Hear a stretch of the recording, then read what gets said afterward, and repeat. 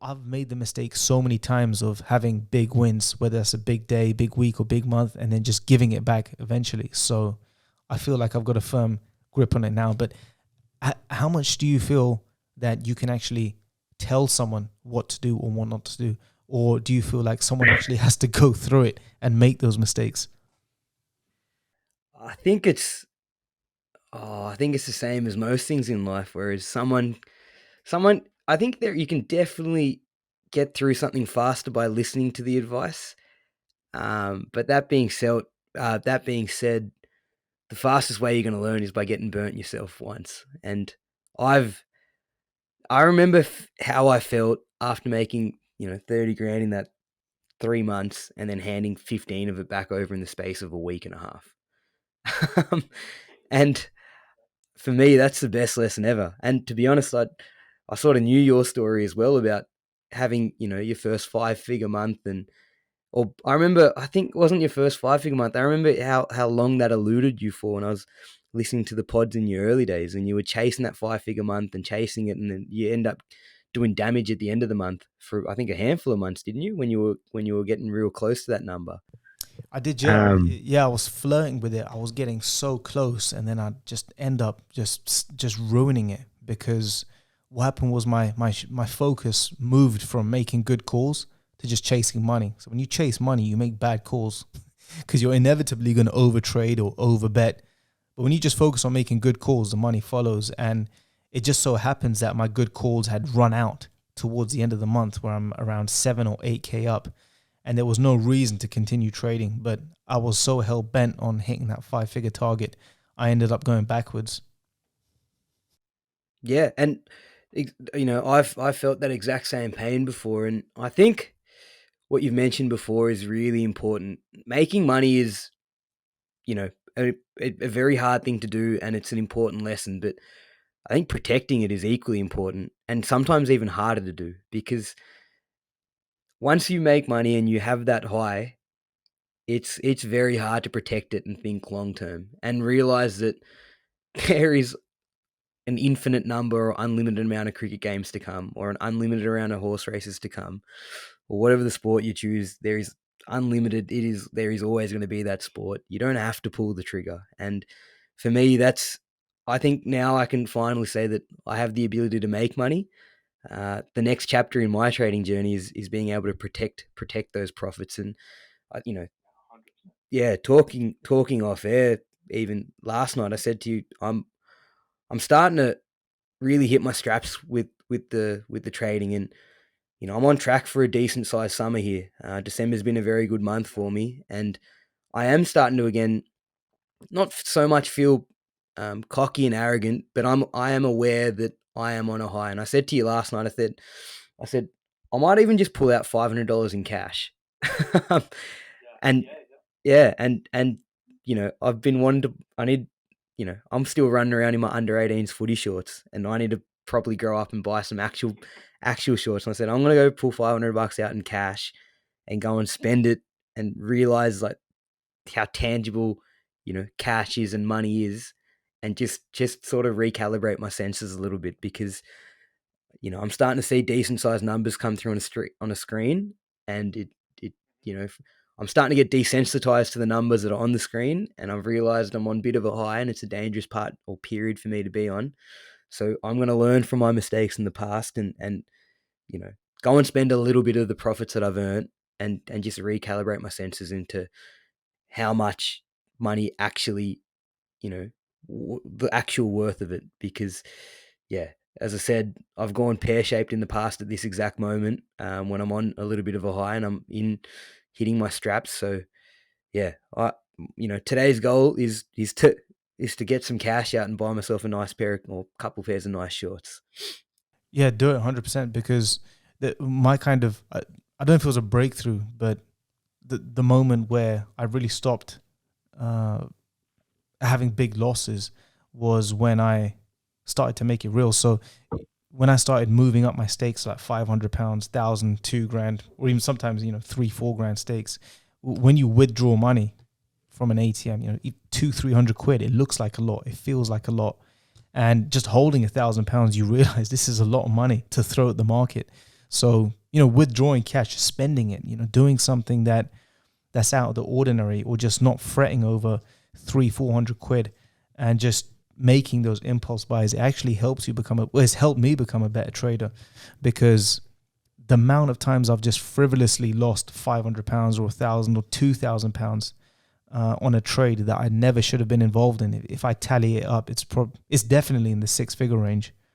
And I think to myself, all those times I've fretted over spending 200-300 quid coming off a really good high, I'd have been better off. I'd have had a much better life just spending money. And I was telling you about how I needed a new golf driver, and it was around 400-500. It was around 400-500 quid, and I could more than afford it. I can more than afford that, but I just couldn't find it in myself to buy it, because I said to myself, if I have a good month, if I make this amount this month, then I'll consider buying it. And I ended up over trading. I ended up chasing money, and it ended up being a bang average month. And I thought to myself, what an absolute waste of time. I might as well just sacked off work and just spent money. So for me, coming off a good period of trading and just having that respect for money and just logging out and never feeling like I have to work is what made me a better trader. So take today, for example. I took the day off. I said to myself, I'm not even going to watch the BBL. I'm absolutely exhausted. I've run out of good decisions. My brain is fried. So I went out for, a dessert, a cigar, I spent time with family. I chilled out, and I did absolutely nothing. And for me, it's just realizing that opportunities are so abundant, especially with cricket. The markets are so liquid. There's so many opportunities to take advantage of. There's multiple games on every day. You don't need to have your fingers in every pie. You don't need to trade absolutely everything. You can just be super selective with what you get involved in. Focus on where your edge is and just ignore the noise. And if you do that, you're going to make good money. So last year, I think I made the same mistake as I made when I won 6K in 2021. So last year, I think that was my best Ashes. And I think I made around, what did I make? I'll have to pull up the figures, but it was around the 5-figure mark in aggregate, or across the five games. And what I did was, after that, I just continue betting again on the fucking on the 100, and I ended up this time I only gave back probably about 1,500 quid. And I just pulled the plug on everything. I said, I'm not doing this again. I can't do this again. And I ended up spending another 500 quid. So I was around 10, 11 grand up, lost 1,500 betting. And I said, you know what? Go and spend some money. And I went to some bougie buffet, which was like 150 quid a head. I'll never do it again, but I can tell you it was the best grub I've had in a long time. Anyway, it's something I never would have done. But the reason why I did it was to just make it real, spending money and just respecting it. And then since then, this year has been my best year, and I haven't had one really good week. It's just been so I've had a lot of good weeks, but I've never had no crazy 5, 6, 7,000 pound week. It's just been steady runs, and then just pulling the plug, and then just shutting off after a good week and starting over. And that's exactly the position I'm in now. You've seen my books on the test matches and some of the 2020 games. It's just wiping the slate clean. We lost, like I said, less than half a stake on that Brisbane game. That's the first day where I've made more wrong calls than bad calls. I made 2 out of 3 incorrect calls. And now we just start over. We build momentum again. And even if that means lowering my stakes to, 100 quid or 50 quid, nicking a tenner here or there, just to get that feeling of winning again, and then building from there. And then once the momentum sort of tops out, and once your decision making is kind of fatigued, pull the plug and then start over and start again. So that's kind of the place I'm at now. Yeah, and to be honest, that's probably the way I'm going to treat these next couple of days till the next test match starts, which is, I'm not going to necessarily try and make, big money on the next couple of Big Bash games. I realize I'm still tired. I realize, knowing me, I'll probably be hungover on New Year's Day. And so for me, it's not about making money. For me, it's just about dipping my toe in the water and sharpening the axe. So I still will trade the Big Bash games, but I'm going to be trading with a fraction of what I have been trading with. And yeah, it's just to stay in tune with the competition.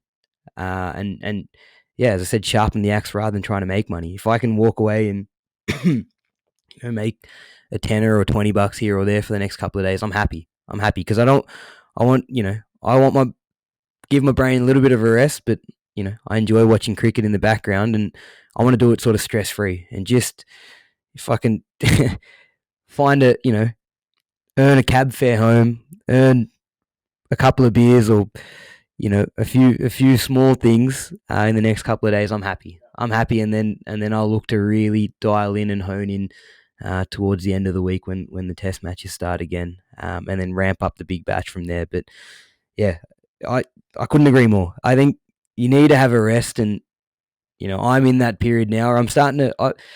I think for me the biggest growth has been actually acknowledging that I need a rest. This time previously, I would have gone knowing New Year's the same every year. I would have absolutely dived into the next couple of games because it's quite busy at the moment. Try to trade Bangladesh Premier League, all the different franchises. Whereas now I at least know that there's unlimited cricket on. You don't need to try and make money every game. Like, have a bit of a rest. Earn, like, not so much just turn the laptop screen off and not watch it at all, because I think it's still important to stay somewhat in tune with the competition, bar a few games. But yeah, I'll watch a couple of games, but I'll watch them more for enjoyment and with smaller stakes, just to be like, it's not about making money. It's just about being like, oh, yep, that was a pretty good decision, or that wasn't a great decision. Fix it, and to make those mistakes or make those good calls with really small stakes, and sort of protect my brain a little bit for what's coming in January. Yeah, definitely. No, I 100% agree with you. Fundamentally, the point that I want to drive home is that the focus should just be on decision making and not making money. When you decide, when everything revolves around making a good decision, what price am I getting involved at? Why am I getting involved? Where do I expect the price to move? How much should I stake? It takes a lot of brain power to do that, and you can only make so many good decisions in a day. There's only a handful of times where you can make those good decisions. And if you shift your focus away from making money to simply just outweighing bad decisions with good ones, the money just follows. If you start chasing money or targets, that's the worst thing. Then you've just set yourself up for failure. Trading doesn't work like that. And if you've made 500 quid in half an hour, why would you stop if there's opportunities to make more? And vice versa. If there's no opportunity to take a trade, why would you get involved? And I find that those are the hardest periods, especially during the come down after a good run, where you're itching to bet on something, and then you break even, or you make a small loss and you break even, and you think, hang on a minute, is it my edge? Have I gone cold? Have I lost my edge?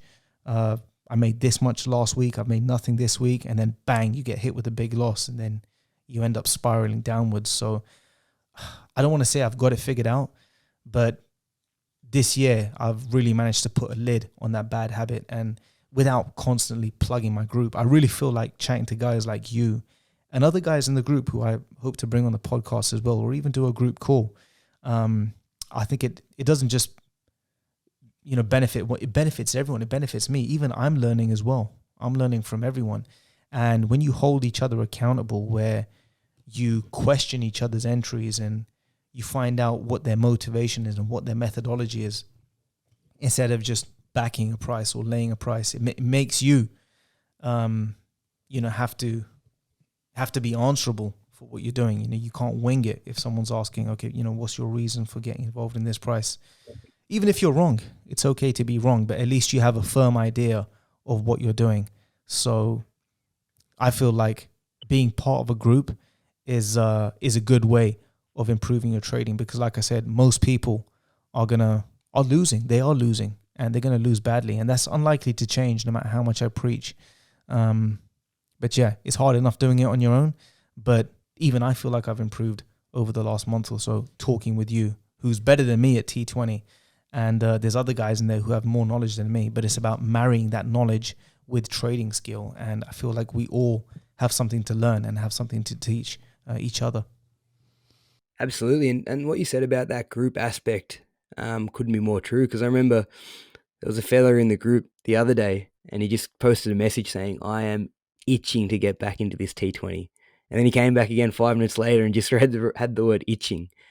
And I think there was a lot of us that were just like, mate, do not scratch that itch. Like sure, it might work for you today, but long term, do not scratch that itch. That's the most dangerous time to be playing in these games, is when you want to scratch that itch. And I'm hoping you didn't scratch the itch, but it just goes to show that being in a group can really help that sort of thing. And it's also helpful knowing that, you know, everyone has a break. Everyone wants to shut down and switch off, and you don't always have to scratch that itch. So I'm hoping that he learned, a good little lesson yesterday. And then the second thing I've wanted to bring up is, for me at least, when I'm trading, now for me it's about noticing the small thing and being in tune with my trading. So what I mean by that is, I know when I'm trading really well, I'm normally sitting in front of a screen. I don't have too many distractions going on, and I've got my notepad out and I'm writing notes. Just a couple of dot points here or there of how I think a game's progressing. The first thing that, when I start feeling invincible or relaxing or whatever, is the notepad goes away and I'm just watching without anything. I'm just watching and looking a bit. And, for me, I noticed that towards the end of the test match. Notepad was nowhere to be found, and I was like, okay, this is dangerous territory. And that's sort of last night why I said I'm not in any mood to get involved in a big way in this BBL game. And I just, I end up handing money over yesterday in the Big Bash. So I'm glad. It was a small amount, and we spoke about this before as well. Once the Australia India game finished, we said, look, if you do trade the Big Bash, I said, I'm not going to trade it. I might get involved in the second innings. I didn't watch a single over of that game. I just went out, like I said. But I said, me and you spoke, and we said, look, if you are going to get involved in that game, just wind down the stakes. If you win $20 or $50, or if you lose $20 or $50, you've scratched that itch. The win and the loss is going to be so insignificant. It's not going to hurt the momentum that we've had over the last month. So sometimes you just have to scratch that itch. And if it means winding down the stakes and just firing in just one or two bets, then so be it. Just do it. But essentially, you just want to protect momentum. And that come down period after it is the most testing part. That's the hardest part. And you just want to avoid disaster by any means necessary. You just want to feel like you want to start again, rack up a few small wins, and then just build from there. Absolutely, and that's exactly what happened last night. When I say I handed over money, I handed over less than 2% of what I'd made between those couple of test matches. So I wasn't worried at all. I'm happy to hand that sort of money back over. Whereas in years gone by, I might have handed over 30% of it, and then that's when I would have seen red and then handed the next 70% of it over in the next game. But I think everyone's improving, and if you can notice the small things around your trading game, or you can notice where you're starting to relax or not being as dialed in, that's a dangerous place to be in. And I've observed that over the last or yesterday I definitely observed that. I can probably feel the same thing happening today. So as I said, my goals for today is take some cash out, buy a nice pair of shorts, enjoy a couple of beers with some mates, and bring in the new year. And that's sort of where my head's at for today. And realizing that cash is tangible, the money is real. Bringing in the new year in a good way is my sort of goal, and then look to ramp it up from there towards the end of the week. No, you're 100% right, and I don't begrudge anyone who wants to take tomorrow off or New Year's Day off.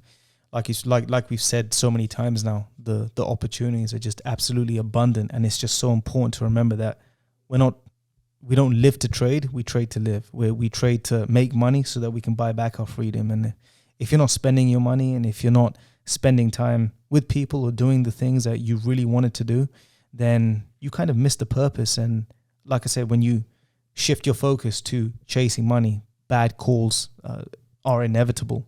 So I think you're doing the right thing. For me personally, if I do get involved tomorrow on New Year's Day, I'm going to wind it right down. Just come off a really good run over the last month. So I'm going to wind it back down. I had my first lose. I think we had 3 or 4 winners in a row on the BBL, and then we had a loser, like I said, on the Brisbane game. So wind it back, build momentum again, and hopefully build some momentum with the test matches, and and have a big January. So yeah, we'll see how that goes. But of course, we'll touch base and we'll review the next week on next week's episode. But thank you so much for joining again. And I feel like this is a conversation that had to be had, and it needs to be spoken of frequently. We'll talk about the psychological aspect when it comes to managing our schedules and how we handle decision fatigue and how we handle the come down period after a good run up, because this is something that everyone faces. Every trader faces the same battle. So bringing it to the forefront and actually having these conversations it helps everyone. And like I said, being in a group where we get to chat to others daily is a great way of holding each other accountable. And iron sharpens iron. There's a few good guys in there who know what they're doing, and hopefully we can grow this community. So Pez, thanks so much, and I'll be speaking to you, of course, in the group for the next game. Yeah, no, thank you for having me on again, and look forward to the next one. Yeah, definitely. Speak to you soon. Thank you so much again. All right, thank you. No worries. Bye.